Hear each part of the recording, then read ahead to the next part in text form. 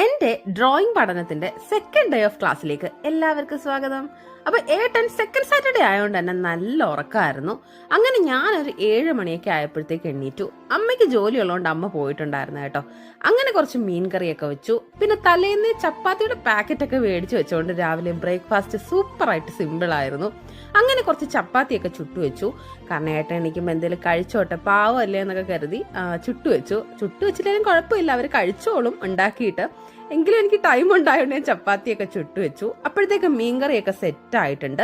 അപ്പോൾ രാവിലെ ബ്രേക്ക്ഫാസ്റ്റ് ഞാൻ ചപ്പാത്തിക്കാന്ന് പ്രത്യേകിച്ച് കറിയൊന്നും ഉണ്ടാക്കിയില്ല കേട്ടോ. അങ്ങനെ കുളിച്ച് റെഡിയായി ഞാൻ താണ്ടെ ബ്രേക്ക്ഫാസ്റ്റ് കഴിക്കാൻ ഇരിക്കുകയാണ്. ചപ്പാത്തിക്ക് മീൻകറി തന്നെ ആയിരുന്നു ഇന്ന് സൈഡ് ഡിഷ്. അങ്ങനെ അതൊക്കെ കഴിച്ചിട്ട് ഞാൻ കുറച്ച് പുട്ടിയൊക്കെ ഇട്ട് നമ്മുടെ ഡ്രോയിങ് ക്ലാസ്സിന് പോകാനായിട്ട് ഇറങ്ങുകയാണ് കേട്ടോ. അപ്പോൾ ഇതെന്റെ 2ാമത്തെ ദിവസമാണ് ഡ്രോയിങ് പഠിക്കാനുള്ള. സക്സസ്ഫുള്ളി ഇതൊരു സക്സസ് ആയി മാറട്ടെ എന്ന് ഞാൻ ആത്മാർത്ഥമായി ആഗ്രഹിക്കുന്നു. അങ്ങനെ നമ്മുടെ സ്കൂട്ടിയൊക്കെ എടുത്ത് നമ്മൾ താണ്ടെ പൊരീക്കൽ ജംഗ്ഷനിൽ നമ്മുടെ ചിത്രലേഖനിയിൽ വന്നിരിക്കുകയാണ്. അന്ന് ചെറിയ മഴയൊക്കെ ഉള്ള ദിവസമായിരുന്നു കേട്ടോ. അതാണ് റോഡിൽ നിറയെ വെള്ളമൊക്കെ കിടക്കുന്നത്. അപ്പൊ നമുക്കിനി പെട്ടെന്ന് ക്ലാസ്സിലോട്ട് പോവാം.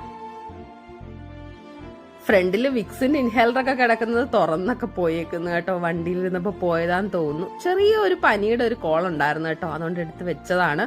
കുറെ കുഞ്ഞു പിള്ളേരുടെ ചെരുപ്പിന്റെ ഇടയിൽ ഞാൻ വലിയ എന്റെ ചെരുപ്പ് കൊണ്ടുപോയി നിക്ഷേപിച്ചിട്ട് ക്ലാസ്സിലേക്ക് കയറിയിരിക്കുകയാണ്.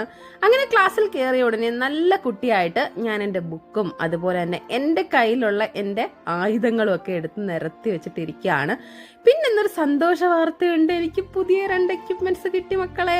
എന്താന്ന് ചോദിച്ചാൽ ഒരു മെക്കാനിക്കൽ പെൻസിലും പിന്നെ അതുപോലെ തന്നെ ഷെയ്ഡ് ചെയ്യാനൊക്കെ ഉപയോഗിക്കുന്ന ഒരു ഡ്രോയിങ് പെൻസിലിന്റെ സെറ്റും ആയിരുന്നു.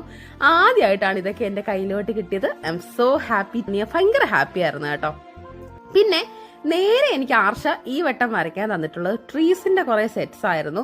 അങ്ങനെ ഞാൻ ട്രീയുടെ ഔട്ട്ലൈൻ ഒക്കെ വരച്ചു കഴിഞ്ഞപ്പം എനിക്ക് ഇലയൊക്കെ എങ്ങനെ വരയ്ക്കാമെന്ന് കാണിച്ചു തന്നു. ഞാൻ ഇനി എന്റെ ഫുൾ കഴിവ് പുറത്തെടുത്തിട്ട് ഇലയും മാങ്ങയും ഒക്കെ വരയ്ക്കാൻ പോവുകയാണ് കേട്ടോ. അപ്പൊ എന്താ, ഇതാണ് ആർഷ വരച്ച ഇല. അതുമായിട്ട് എന്തെങ്കിലും സാമ്യമുണ്ടോ മക്കളെ ഞാൻ വരച്ചതിന്? നിങ്ങളൊന്ന് പറയണേ. അങ്ങനെ ഇലയും മാങ്ങയും ഒക്കെ വരച്ചു കഴിഞ്ഞപ്പം എനിക്ക് ആ ഒരു ബ്രാഞ്ചസിന്റെ ഷെയ്ഡിങ് ഒക്കെ പറഞ്ഞു തന്നു. അങ്ങനെ ഈ ഒരു മാംഗോ ട്രീ ഞാൻ താണ്ടെ ഈ ഒരു മാവാക്കിയിട്ടുണ്ട്.